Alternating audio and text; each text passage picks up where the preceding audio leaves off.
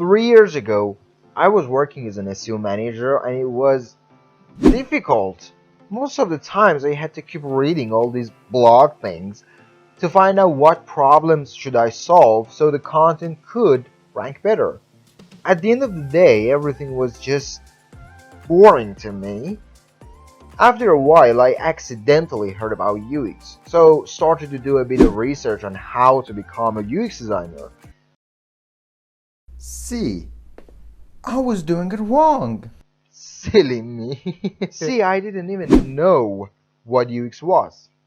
Okay, I knew I was just one Google search away, so I opened Chrome and searched.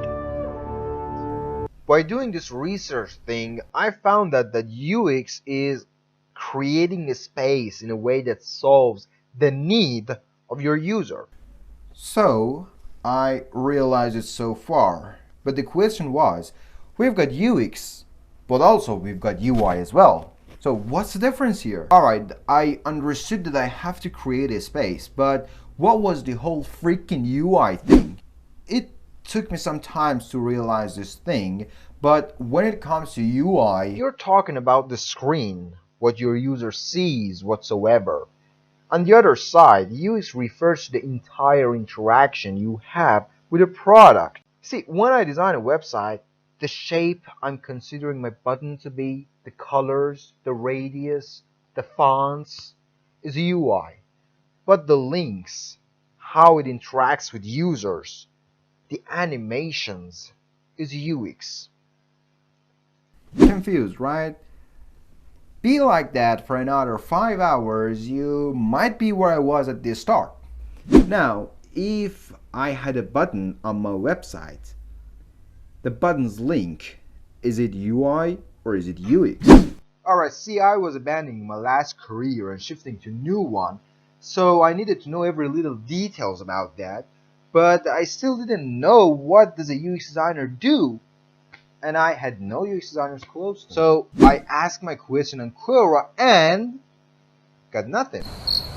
Once again, Google helped me, so I've done a little research here and I went like, oh my god, it's not an easy job. I mean, a UX designer focuses on all aspects of a product's development, including design, usability, function, and even branding and marketing. I mean, what the hell is that? To be honest, I got a little disappointed. Alright, alright. It's not for me, let's forget it and move along. Or maybe not forget it and try. See, I knew I didn't have anything to lose because I was so young. So I thought, why don't I try it? And hopefully I did. When I was doing my research, I understood something that I haven't told you so far. And it was the fact that we've got some areas in UX. See, the UX divides into separate parts. We've got UX designer, UX researcher, product designer, usability tester, and UX writer. So I had to choose my path. Actually, I have worked as a writer, so I actually didn't want to continue as that. So the UX writer got out of the competition. I really like designing and creating new things, so I chose UX design. Then I did browse YouTube to understand how UX designers should work with Adobe XD, and that's it. I started working with that. You know, then I gathered together some tools to work with. I found Figma, Adobe XD, and Photoshop, but I was more comfortable working with Adobe XD, so I chose that. Alright, now what? How should I actually design something worthy? You know, that single question took me 3 months. So this is what I did. One of my friends told me he could find anything on Pinterest and recommended me using that. I used it and it was true. But you know, that's not the end, because certainly you can't copy other designs. So I started training with Adobe XD. For the first project, I designed my own website, but I've actually never used it. The thing here is, I didn't just train, and I also started reading books. What books? That is a good question.